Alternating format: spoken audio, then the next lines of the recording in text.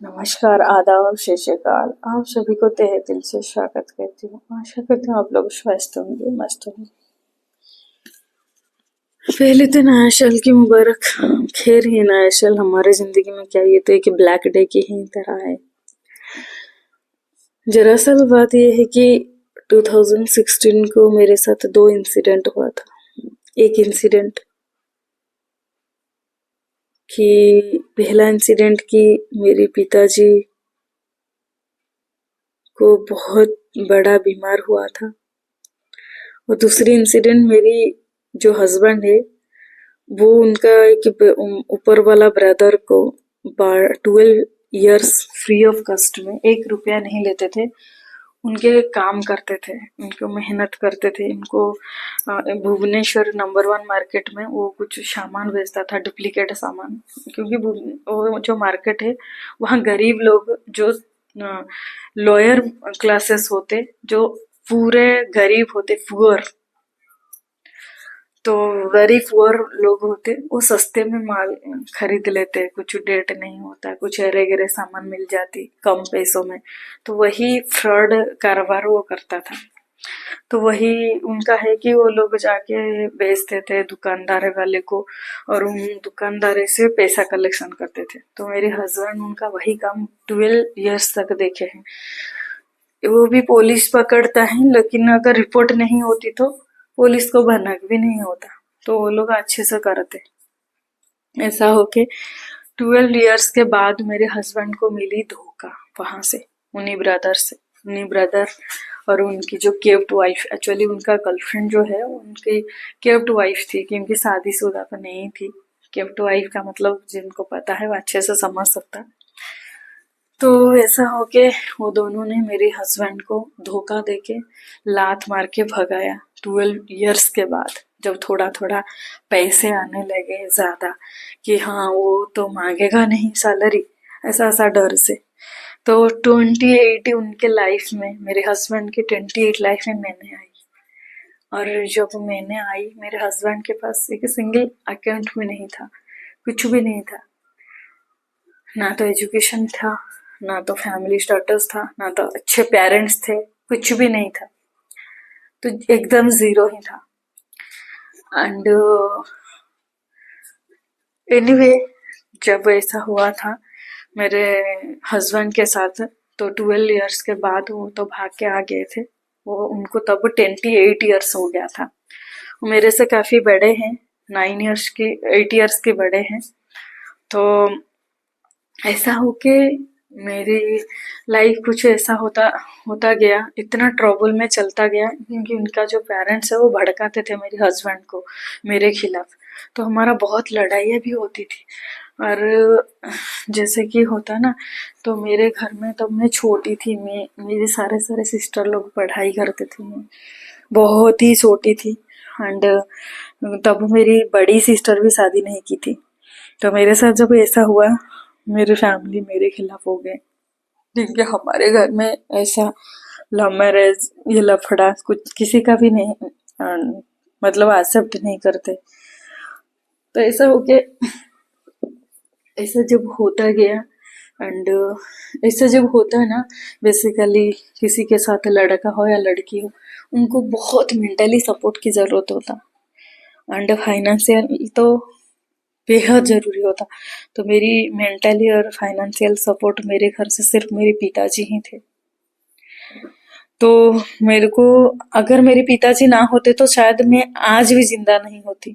ऐसे जैसे लड़के के पास भाग जाते लड़कियां, फिर उन लोगों की काम खत्म हो जाता तो वो उनके मार के फेंक देते कहीं, या तो कहीं जला देते, या तो उनकी डेड बॉडी कहीं देखने को मिलती।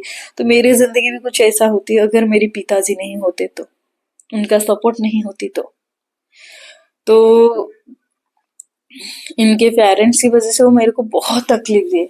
स्पेशली उनके मदर, वो एक लेडी विलियन है, शैतान की, जैसे होता ना, जो शैतान होते वो औरत, मतलब वो मेरी जो हस्बैंड की माँ जो है, वो इतना भड़काता अपने बेटे को कि हमेशा बोलती कि लड़कियों का गलत ही होता है, लड़कियों का कुछ गलत ही नहीं होता। तो वो लोग, उनके बेटे लोग क्या शिक्षा लेंगे?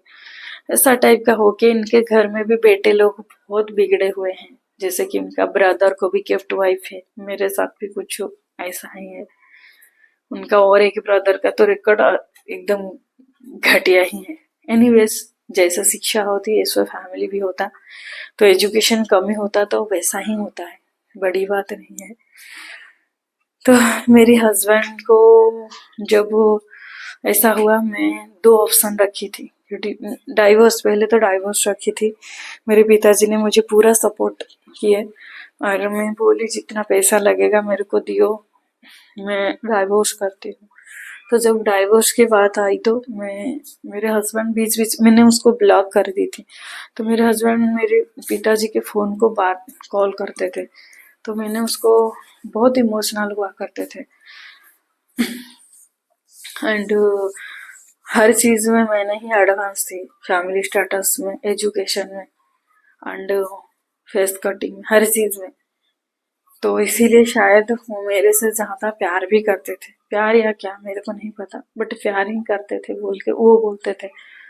तो वो बोले कि तू जो बोलेगा मैं वही करूंगा। तो मैं बोली चलो, मैं डाइवोर्स नहीं करती। अगर तुम ओडिशा छोड़ के चले जाओगे तो तुम्हारे घर से दूर रहोगे, क्योंकि मेरे हस्बैंड को इतना धोखा मिली हुआ है कि भोले भाले इंसान है। उनको 12 साल यूज करके जब वो धक्का दिया गया, सोचिए उसका कंडीशन भी क्या होता होगा। तो वो ड्रिंक्स करने लग गए, वो एक अलग दिशा में ही चल बसे। तो स्मोकिंग पूरा पूरा अलग सा हो गया। जब मैं आई उनको पहले तो मैंने इतना सुधारी, मुझे स्ट्रगल करते करते बीत गया 1 ईयर उनको सुधारने में। ड्रिंक्स वगैरह हर चीज, गुटखा, सिगरेट, हर चीज को।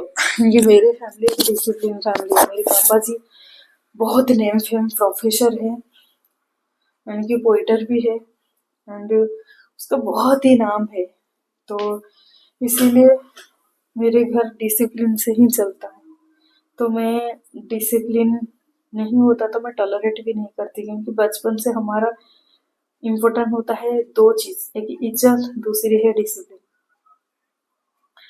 तो ऐसा होके फिर 2013 को वही वाला ब्रदर जो फ्रॉड वाला है, वो हिजड़ा वाला है, उसको मैं हिजड़ा ही बोलती हूँ क्योंकि वो हिजड़ा ही है। जैसे होते हैं ना जो लड़कियों को डर के युद्ध नहीं करते, उसको हिजड़ा बोलते। तो वो हिजड़ा मेरे तो उसको एक एक्सीडेंट हो गया 2013 को। तो मेरे हस्बैंड को फिर मिसयूज किया गया, यानी कि मेरी जो लेडी थी या मदर इन लॉ, वो फिर उसको रोते बिलखते मेरे हस्बैंड को बहकाया भड़काया। तो मेरे हस्बैंड जो भी इनकम अर्निंग करते थे उनका कैटरिंग से वहां देने लगे। तो जिस वजह से मेरे हस्बैंड में मेरे में लड़ाइयाँ हुई, फाइनेंशियल प्रॉब्लम की वजह से रेंट नहीं भर पा रहे थे, बहुत प्रॉब्लम होता था। हाउस ओनर भी घर में आके रेंट मांग रहा था। मेरे पिताजी को सारे बात शेयर की, मेरे ब्रदर को पैसा देके मेरे पिताजी भेजते थे कि जाओ उनका रेंट भरो। उन दोनों में लड़ाइयाँ होती बहुत। तो ऐसा करके मेरे हस्बैंड ना एकदम राक्षस जैसा हो गए थे उसी टाइम में, कि मेरी फैमिली ही इम्पोर्टेंट है, तू कौन है आज की आने वाली लड़की। तो मैंने बहुत समझाती थी कि वो लोग तुमको यूज करते हैं, दैट्स अ मैटर। और तुमको कदर नहीं करते, वो लोग सिर्फ तुमको यूज करते, उनका जरूरत में तुम एक मोहरा हो। तो ये क्यों नहीं समझते, वो लोग तुमको प्यार नहीं करते, वो सिर्फ तुमको यूज करते हैं, अच्छा खासा बकरा बना के काम खत्म हो जाता फिर लात मारेंगे। तो मेरे को वो चीज बर्दाश्त नहीं होता। मेरे लिए सेल्फ रेस्पेक्ट बहुत इंपॉर्टेंट। भले तुम्हारा पैसा ना हो, भले तुम गरीब फैमिली के हो, भले तुम अनपढ़ हो, लेकिन मैं हर चीज टॉलरेट करूंगी, एक्सेप्ट भी करूंगी, लेकिन ये चीज नहीं करूंगी कि मेरे हस्बैंड को कोई यूज करे, कोई बकरा बनाए, बलि का मतलब बलि चढ़ाए। ऐसा होके बहुत ही डिस्टर्बेंस होते गया। तो ऐसा फाइनली मैं डिवोर्स की जब डिसीजन ली, मेरे पिताजी मुझे सपोर्ट भी किया एंड क्योंकि मेरी खिला मेरी फैमिली में हर कोई थे।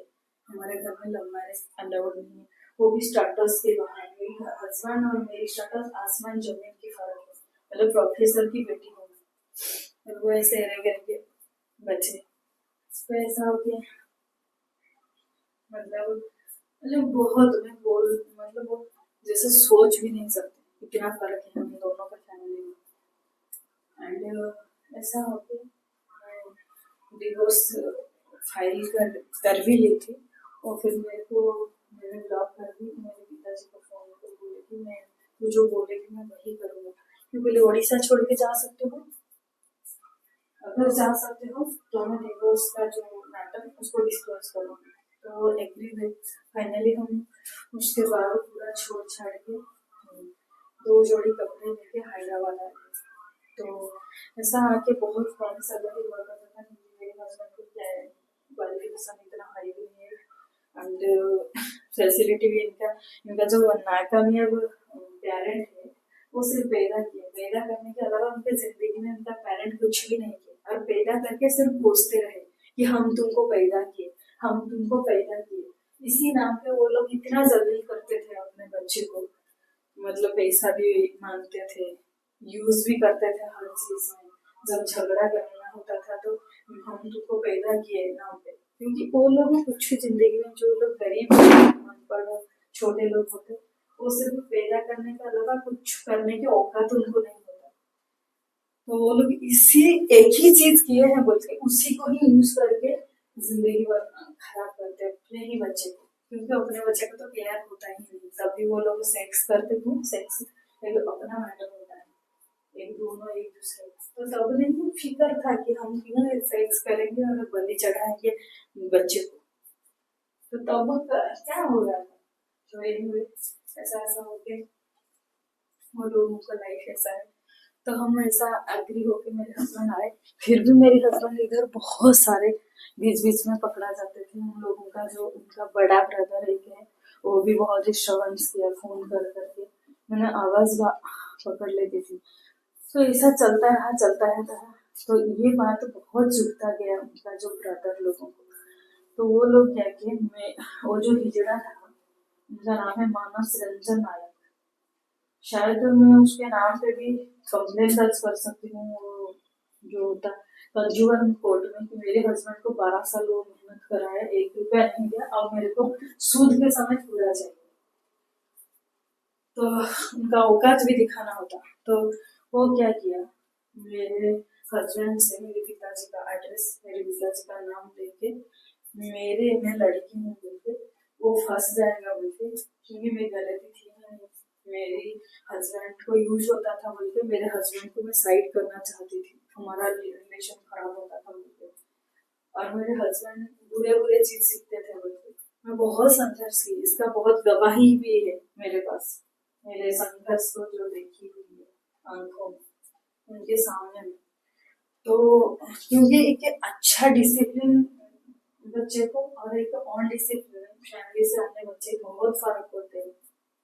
तो जिंदगी गुजर जाता है उनको संभालते संभालते, उनको संवारते संवारते। तो मेरी जिंदगी कुछ ऐसा है।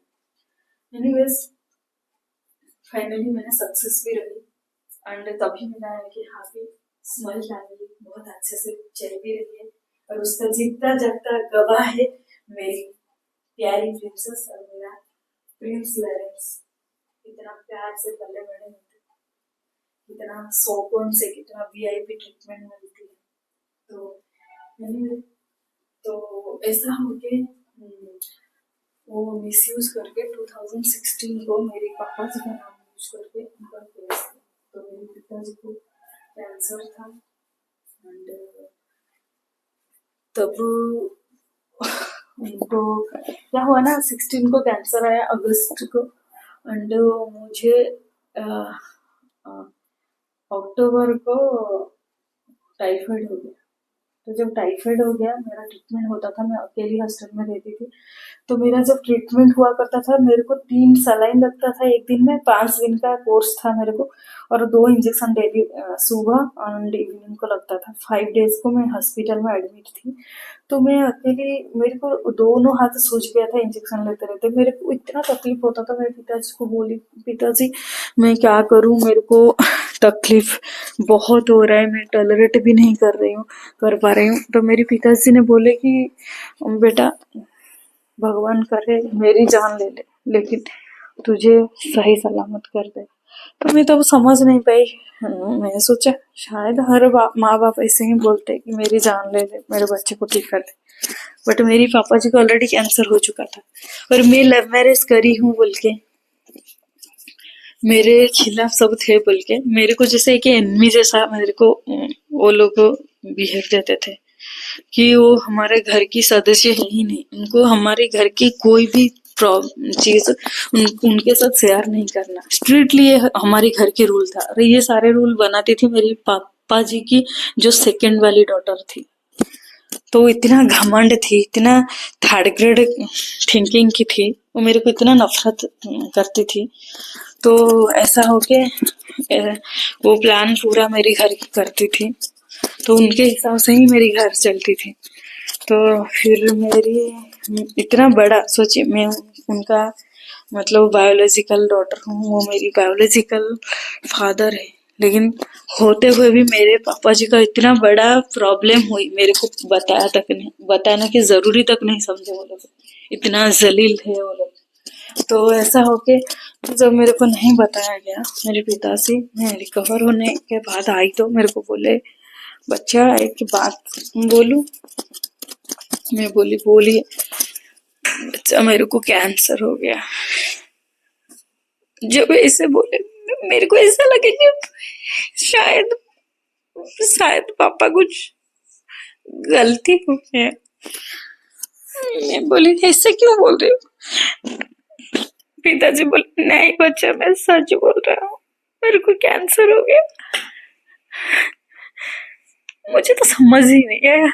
मुझे तो पहले ये लगा कि भगवान इतना क्रूरल कैसे होते, हमेशा अच्छे लोगों को क्यों पैदा करते, हमेशा अगर अच्छे लोगों को पैदा भी करते क्यों अच्छे लोगों को जरूरत उनको भी होता।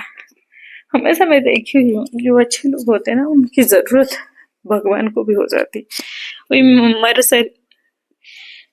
मरते में उनको तकलीफ नहीं देखना चाहते, इसीलिए उन लोगों को जल्दी ले जाते हैं अपने पास।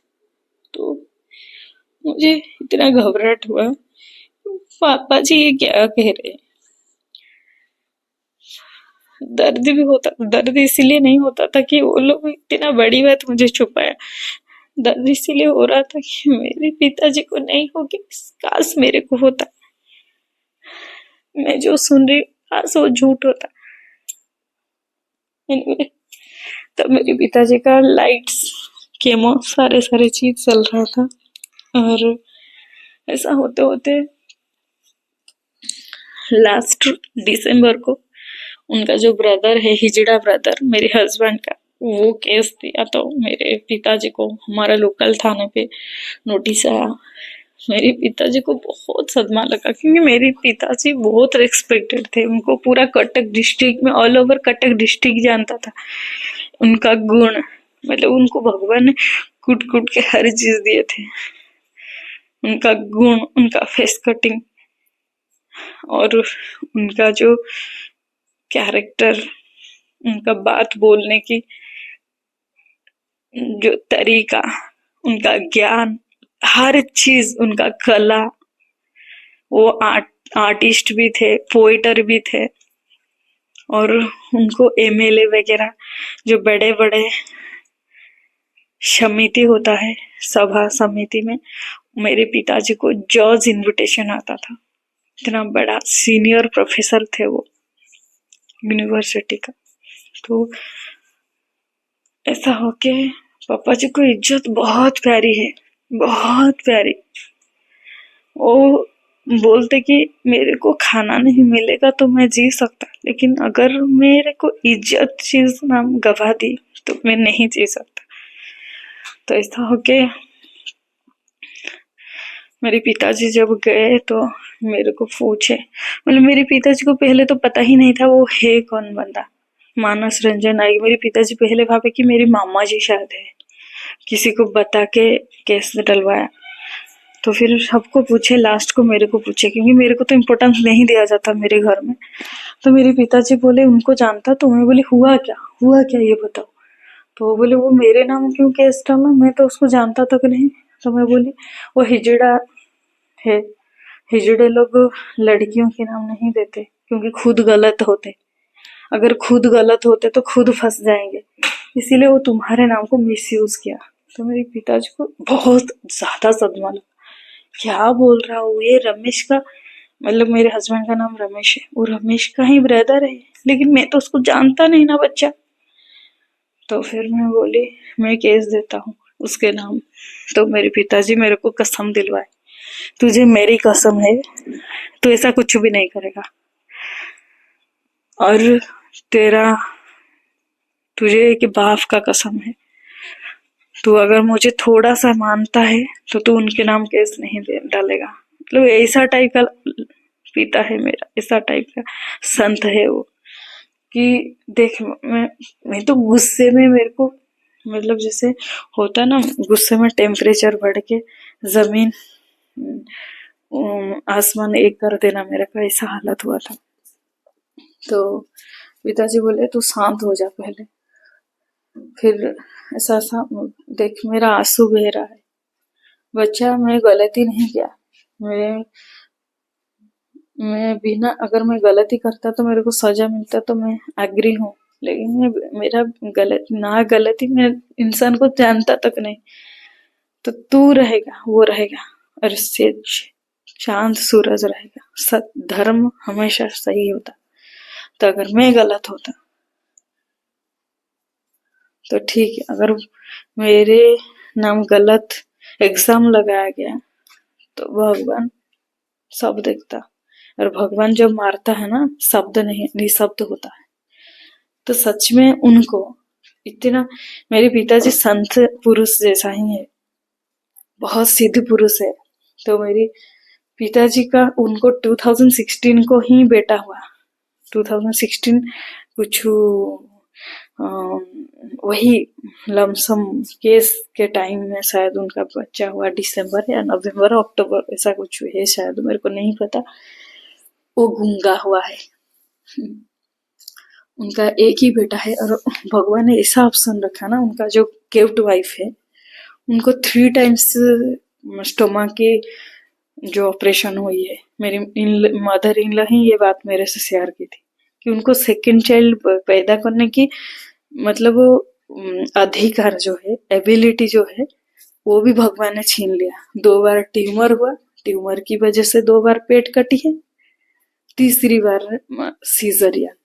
उनका बेटा जो जो वो बधिर वाला बेटा और पग वाला, जो आज तक 2016 को पैदा किया, मेरे पापा की श्राप 16 को ही निकली थी मुंह से, आज तक 2024 हो रहा है, 8 इयर्स की बच्चा है, बात करने की काबिल नहीं हो रहा है। तो वही होता है जो फ्रॉड होते ना, भगवान कभी ना कभी उनको सजा देते। वो सोचते कि हम बड़ा काम कर लिया, लेकिन भगवान उन लोगों को नहीं छोड़ते। तो ऐसा हुआ था धीरे धीरे। फिर मेरे पापा जी जो है वो रिकवर भी कर गए थे, डॉक्टर बोला कि और नहीं होगा 5 इयर्स तक। एक्चुअली मेरे पिताजी को लिम्फोमा व्हाइट ब्लड में हुआ था, लिम्फोमा कैंसर जिसको बोलते हैं। तो लेकिन बैड लक की मेरे पिताजी को 1 ईयर के बाद फिर से अगेन रिस्टार्ट हुई। सेकेंड स्टेज का ट्रीटमेंट खत्म हो गया था, तो वो 3rd स्टेज हो गया। 3rd स्टेज कैंसर का डेंजर ही होता। तो जब हुआ मेरे पिताजी को धीरे धीरे सब चीज पता चलता था कि मैं जिंदा नहीं रहूंगा। तो ऐसा हो कि उनका एक बेटा, जो एक ही बेटा है उनका, वो रायपुर में इंजीनियर था। उनका एक बड़ी बेटी है जो कि हैदराबाद में शादी करके रहती थी, और पूरा सबको इन्फॉर्म कर दिए थे। तो मेरा 2017 अगस्त को मेरी बीएड खत्म हुई, फाइनल ईयर का। एंड मैं डायरेक्टली, मेरे पिताजी बोले तू मेरे साथ टाइम स्पेंड करने आ जा, मेरे को अच्छा नहीं लगता। तो मैं डायरेक्टली मेरे पिताजी के पास गई थी। इधर नहीं रुक के। तो मैं उधर अगस्त में ही चली गई थी। तभी से मैं रहती थी पिताजी के साथ। मेरी छोटी सिस्टर भी थी, मतलब उनके, मेरे पिताजी की जो छोटी डॉटर है वो भी रहती थी मम्मी से। ऐसा होके ट्रीटमेंट पूरा कंटिन्यू चलती थी। और हम हर कोशिश कामयाब रखते थे, दवा से दुआ से। क्योंकि मेरे पिताजी को दवा से भी कोशिश जारी था और दुआ बहुत होता था। हर कोई जो जैसे बोलता था वो भी ट्रायल होता था। काश मेरी पापा जी को भगवान जिंदा कर ले, मतलब आयुष बढ़ा ले। तो ऐसा होके था। तो हमारा एक पिछू बोले थे कि हनुमान जी का, पिताजी हनुमान जी को बहुत पूजा करते और साक्षात हनुमान जी की दर्शन भी हुई पिताजी को। तो मेरे पिताजी को बोले कि उनको हनुमान जी का कोप पड़ी है तो यज्ञ करिए, 4 यज्ञ होता है। तो लास्ट यज्ञ था 2018 सेकेंड ट्यूसडे, ट्यूसडे को ही हनुमान जी का यज्ञ होता। तो 2 जनवरी 2018 था। एंड उससे पहले कि मेरे पापा जी नवंबर 25 को मेरे घर आए थे। मेरे को सोफा में बिठा के मेरी पीठ को थपथपाते हुए बोले कि बच्चा, मैं जिंदा रहूं या ना रहूं मुझे नहीं पता, पर इतना बोलता, मुझे पता है तुझे बहुत तकलीफ है, बहुत दर्द है, पर इतना मैं बोलता कि तू बहुत ऊपर जाएगी। मेरा आशीर्वाद हमेशा तेरे साथ रहेगा। मुझे पता है तुझे परेशान बहुत किया जा रहा है। तो ऐसा हो के मुझे 25 नवंबर को, फिर 26 नवंबर को रिटर्न चले गए थे हॉस्पिटल फिर से ट्रीटमेंट होने के लिए। उनके पास उनके 3 बेटियां थी उनके देखभाल करने के लिए और उनका बेटा भी। तो ऐसा हो के मेरे पिताजी को आना था लास्ट यज्ञ को। मतलब जो लास्ट वाला 108 हनुमान चालीसा पाठ किया जाता है। तो तब हमारा ऐसा माहौल था ना, ट्यूसडे को मेरे पिताजी को मेरे घर आना था। तो मेरी घर की माहौल ऐसा था कि इवनिंग को मेरी मम्मी जी जो है वो भगवान को प्रे कर रही थी और मेरी छोटी सिस्टर की एग्जाम चल रही थी। मतलब मेरे पापा जी का जो छोटी बेटी थी उनकी एग्जाम चल रही थी। एंड उनका जो बेटा था, उनका जो 108 हनुमान चालीसा की जो होता है ग्रोसरी सामान वगैरह लाने, वो गया था मार्केट।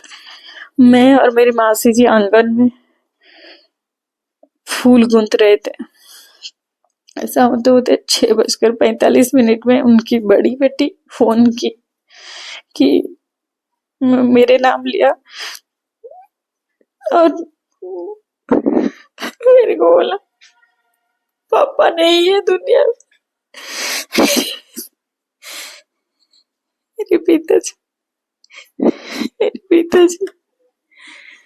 मेरे पिताजी आए तो जरूर उस दिन, लेकिन आया तो उनका मर शरीर, उनका डेड बॉडी, जो बहुत ही अनएक्सपेक्टेड था सबके लिए। मुझे तो ऐसा लगता था मेरे पिताजी उसी दिन उनका पूरा स्टाफ को, रिलेटिव्स को न्यू ईयर की बधाई दी, विशेष की। इवनिंग को खुद ही सबको गुड वाइफ फॉरएवर बोल के चल बस हमेशा हमेशा के लिए। सोची सालों साल लोग जब इंतजार करते हैं न्यू ईयर सेलिब्रेशन करने के लिए, उसी दिन मेरे पिताजी हम लोगों को छोड़ के चले गए। ऐसा लगे जैसे बंद कमरे में बंद किया जाता, ना तो यहाँ सांस लिया जा रहा है, ना तो यहाँ जिंदगी का पल चल रही है, ना तो हार्ट बीट चलने की कोशिश कर रही है। मतलब मान लो कि मुझे इतना घुटन सा हुआ था। मैं जब भी वो दिन आता ना, कसम से ये न्यू ईयर 31 जब हो जाता, मेरे को फिर से ताजा हो जाता, वो सारे चीज याद आ जाता। और एक को तो मैंने 1 जनवरी को मैं पागल सा हो जाती। मैं ना तो सेलिब्रेशन करती हूँ, ना तो जहाँ सेलिब्रेशन होती है वहाँ रहती भी हूँ। खुद को ही दूर कर लेती हूँ।